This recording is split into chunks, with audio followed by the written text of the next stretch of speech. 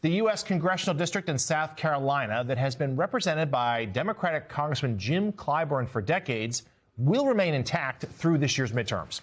A dozen Republican state senators bucked their party and President Trump in order to vote against a new congressional map that would have eliminated Clyburn's district and all but ensured full GOP representation for the state.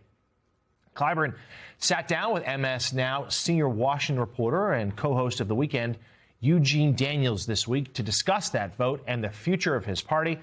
I'm happy to say that Eugene joins us now from Columbia, South Carolina. Great to see you, my friend. Tell us more. This was noteworthy. We've seen Republicans throughout the nation, particularly in the South, immediately acquiesce to President Trump's wishes to redistrict after that Supreme Court decision of a few weeks ago. But South Carolina said no. Talk to us about your conversation with the congressman.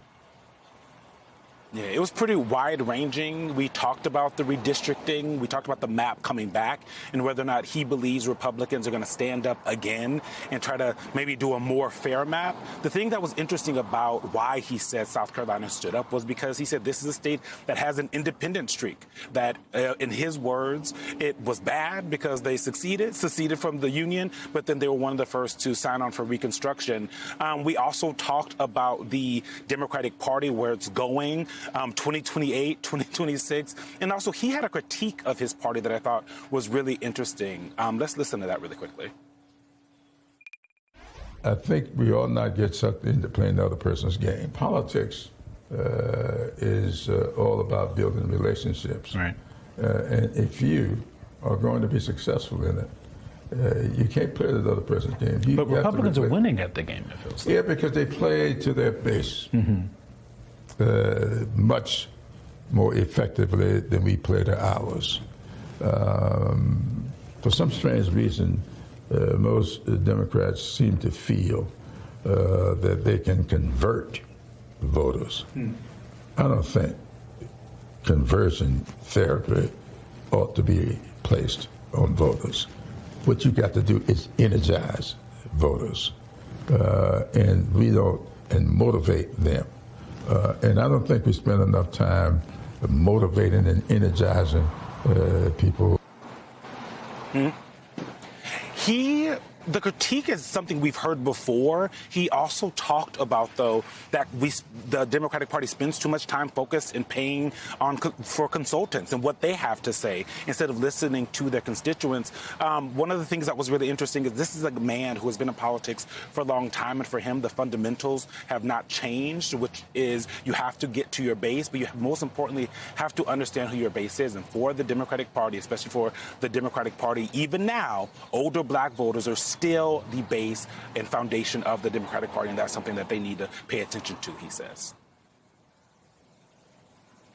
Yeah, Eugene, listen, I got a big question for you. Talk about consultants and the money spent, but the other thing the Democratic Party has always done is spend a boatload of money on trying to get people to vote, getting people out to vote. Is your sense on the ground there in South Carolina and in talking to other political leaders, black political leaders, particularly in the South, do you think this is a moment where maybe we won't have to spend the kind of money we typically spend on GOTV, that black voters are going to be more motivated now because it's plain to them what's going on here, that the Republican Party is trying to cancel their representation in Congress? Yeah, Senator, one of the things that's so interesting is I have deep roots here in South Carolina. Both my parents are from here. My aunt lives in Columbia. And so I saw her this week. And what she said is that at churches here in Columbia, in and around South Carolina, they were saying, come out during this primary as if it's Super Tuesday. Come out for early voting so we can tell people that black voters have a big voice here. So you've seen these incredible numbers of voting here in South Carolina. So the motivation is coming from them. And this South Carolina has a rich history of that. But one thing I also hear a lot from black Democrats and folks who want Democrats to win is that at the end of the day, you still have to convince black voters. And that is something that you hear every once in a while. Don't drop in October and say black voters come back home. You have to work on it beforehand. And so whether or not they're spending, money on it, they want to actually hear from folks early on. And that includes the 2026ers, but most importantly, also includes those 2028ers because they want to see them, they want to touch them, and they want to have conversations with them about what's bothering them. And most importantly, Senator, they want them, when they get in power, to actually do things that affect black people's lives in a positive way. And that's one thing they say has been missing for a long time in politics. You can see the full interview with the congressman tomorrow morning on The Weekend, right here on MS Now.